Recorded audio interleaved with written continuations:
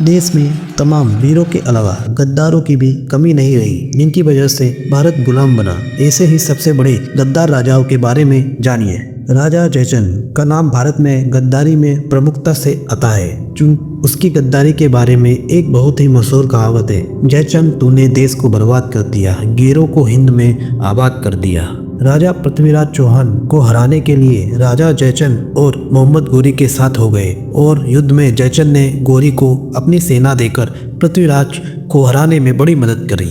राजा आंभी पौरव प्रदेश के राजा पर्वतेश्वर के प्रतिनिधित्व राजा थे। उन्हें पोरस से ईर्ष्या थी। उन्होंने स्वेच्छा से आल क्षेत्र की अधीनता स्वीकार कर ली और पोरस से गद्दारी कर उसके विरुद्ध युद्ध में अलेक्जेंडर के साथ खड़े हुए। भारत के दूसरे गद्दार की बात करें तो वो है राजा मान सिंह। जब महाराणा प्रताप और मुगलों की सेना के बीच युद्ध हुआ, उस समय मान सिंह ने मुगलों का साथ दिया, जिसकी गद्दारी की खूब चर्चा में है। मीर जाफर की गद्दारी। कहते हैं कि किसी को गद्दार कहने के लिए मीर जाफर कहना ही काफी है। वह सिराजुद्दौला का सेनापति था।